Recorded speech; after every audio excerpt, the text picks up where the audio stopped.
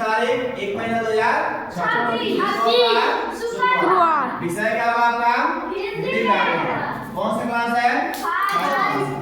ध्यान दो, पिछली बार हमने आपको हिंदी व्याकरण में पढ़ा चुके हैं। हिंदी व्याकरण कितने भाग होते हैं पढ़ा चुके हैं। कितने भाग होते हैं? तीन भाग। कौन कौन? वर्ण भाग, शब्द भाग, वाक्य भाग।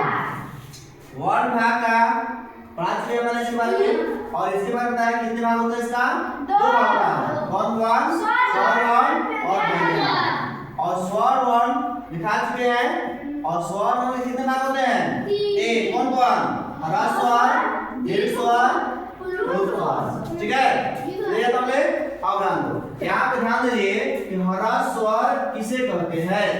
ठीक है, तो यहाँ पे लिखा हुआ है कि ऐसा स्वर वर्ण जिसका उच्चारण बोलने में कम से कम करने में कम से कम समय लगता है, उसे क्या कहते हैं? ह्रस्व स्वर कहते हैं। जैसे क्या हो जाएगा आपका? अ एक मात्रा में है, वैसा ही ई एक मात्रा में है, छोटी या हर्षई इसको बोलते हैं। उसके बाद दीर्घ एक मात्रा में है, ऐसा जो भी आएगा उसको हम क्या बोलेंगे? ह्रस्व स्वर बोलेंगे। क्या बोलेंगे उसको?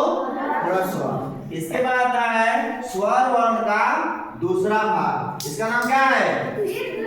दीर्घ स्वर। क्या नाम है इसका? दीर्घ स्वर। अब इसकी परिभाषा में देखिए, ये कह रहा है कि ऐसा स्वर वर्ण जिसका उच्चारण करने में ह्रस्व स्वर से, मतलब कि ह्रस्व स्वर जो है ना, इससे दोगुना समय लगता है, उसे क्या कहते हैं? दीर्घ स्वर कहते हैं। अब दोगुना समय कैसे लग गया? याद है लो, और जोड़ गति है दो गोआ है, इसलिए क्या हुआ यहाँ पे? आ हो गया। उसी तरह से हर्षाई और जोड़ हर्षाई, इसका क्या हो गया? दीर्घाई। उसी प्रकार से हर्षाऊ और जोड़ हर्षाऊ, इसका क्या हो गया? दीर्घाऊ इत्यादि।